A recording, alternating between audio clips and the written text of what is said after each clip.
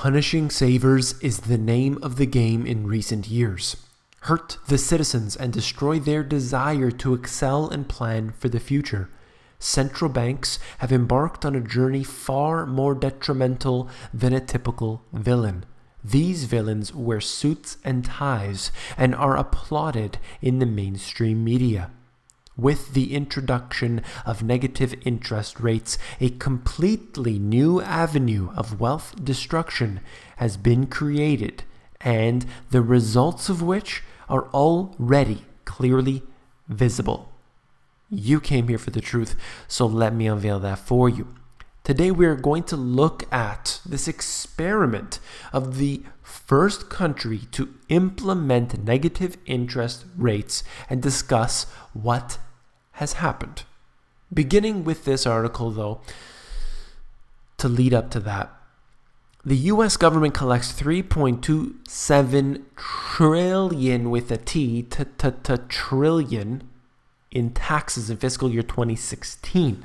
And interconnected in with that is what I want to show you here.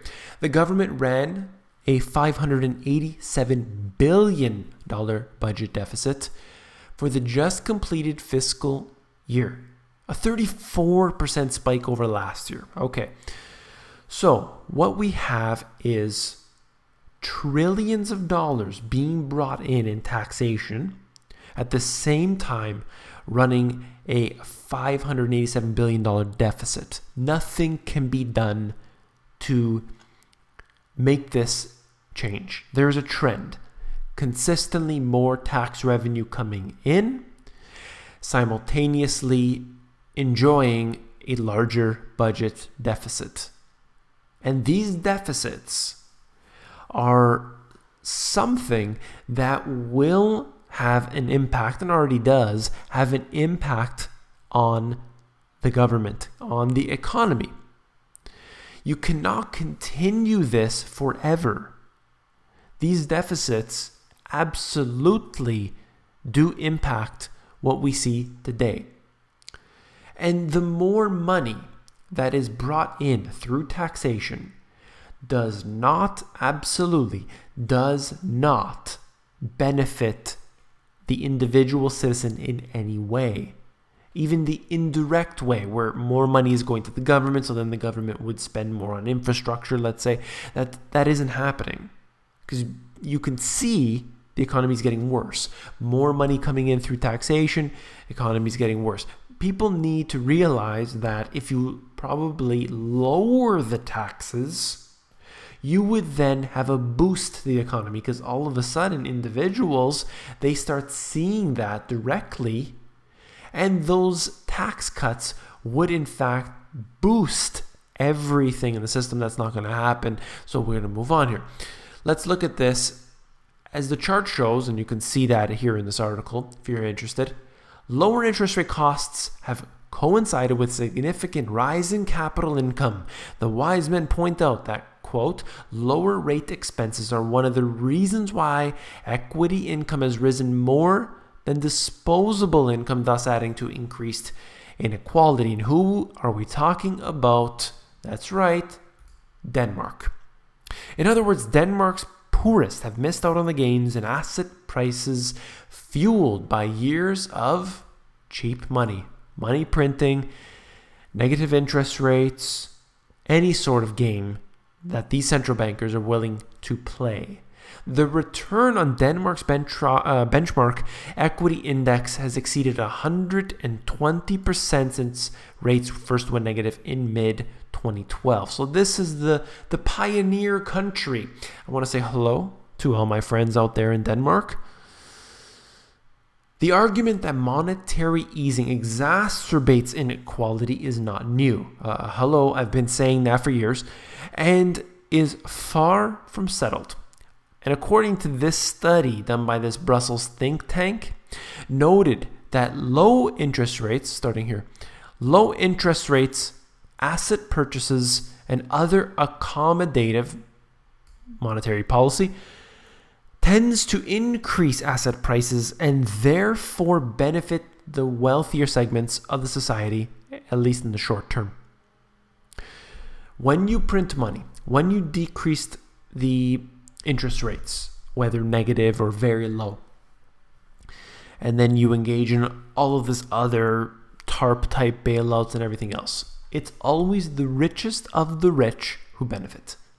And it's not that individuals and lower sectors, they benefit less. Oftentimes it actually just hurts them more. So what we have here is a crystal ball, and that will determine exactly what will happen in other countries who decide to go into the negative or decide to bring their interest rates down to historically low levels. It skews everything. This applies very much to what's happening in the US, having very close to 0% interest rates. As far as I'm concerned, they're zero.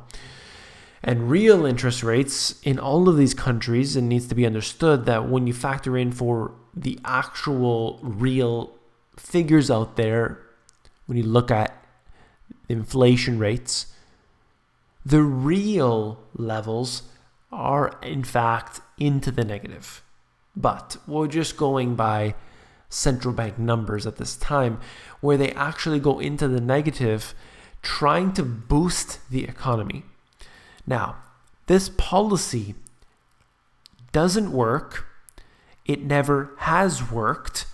And instead of trying to reverse what the damage they've done, all they have done is increase the damage by continuing their policies on this negative trend, on this money printing trend. A failure, an absolute failure when you look at it from trying to fix the economy. When you look at it through those lenses, you see a really sad fail. However, that's not what they're trying to do. They're trying to help out their friends. Okay, and then we look at this here. Two articles, I just wanted to mention them. Number one, Ben Carson. He was doing an interview, and this interviewer asked him if he thought the women accusing Donald Trump of abuse were lying. I was a bit flabbergasted. It sounded almost Soviet. He said, cut off her mic. Actually, specifically, cut her mic. Saying that she should essentially, as far as I'm concerned, be censored for having that type of viewpoint. I believe people should have any type of viewpoint. If you want to disagree with them all of the way, if 99% of people think a certain way, but there is 1% of people who think in a different way, even if that way is something that you strongly disagree with, you have to support that individual's right to free speech. You have to support their right to free speech, because if you don't, it could be flipped in the opposite direction. That's very dangerous. We must support people's right to free speech. Now, if they're calling for something, very dangerous, something that is considered to be illegal, I don't think that's a good idea. I think just in general, people's free speech should be supported. We should ask questions. Even if it's something that we don't agree with, ask the questions. Become uncomfortable. If you're not a little bit, this is the way I think about it all the time. You see things that you don't like all the time. If you're researching and you dig into things and oh man, I just, this is too much. I can't handle it. That type of sick feeling in your stomach that I've gotten hundreds and hundreds of times over the years. As I research this, digging deeper and deeper, surface level stuff, you don't get that. But as soon as you start getting into the deep stuff that I probably, a lot of it I haven't got into here on the channel, because generally a lot of people aren't interested in this deeper talk. But regardless, you get that and you feel uncomfortable, and that's the type of stuff we need to be learning about, because that's the truth. And last but not least, as deadly superbugs rise, Big Pharma presses farm antibiotics. And this is huge because they can make a lot of profit from having these sick animals that they need to feed their antibiotics to, which now they're switching over into vaccines, everyone's favorite. In fact, my favorite. I love that topic. And this is what they've designed this intentionally or perhaps not intentionally, just profiting off of it. But you have a bunch of sick animals, they need to sell them products, and they will. And in fact, this is an excellent way in order to maintain a certain level of corporate profits for the foreseeable future. You have a population, in this case, if it's cattle or if it's anything else, you need to feed them these drugs. They make the drugs, they make the profits. And it's something that I want people to think about. That who ultimately profits from any situation. If it's the banking situation, it's a TARP bailout. We need to bail these companies out right now. And then you look at it, oops, a lot of friends are getting the money. That's what I like to think about all the time. If you found this video informative, please give me a thumbs up. Last but not least, if you found the video informative, I know that you will find my book, The Money GPS, even more informative. Head over to Amazon, where you can actually flip through the book for yourself. Take care. Once again, I want to thank everyone there for your thumbs up, for the subscribers, for the comments that you leave me, for the emails that you give me, for the donations that have been granted to me, and I truly very much appreciate that. I also want to say once again that if you could do me a favor and head over to Amazon to give a review of my book, I would appreciate that very much. It'll take you just 1 minute and 60 seconds. If you've purchased from Amazon this book, in 60 seconds, you can have a review up there. Just say, great book, 5 stars, or whatever stars you feel is right. Just, if you could do that, I would appreciate it. Thank you.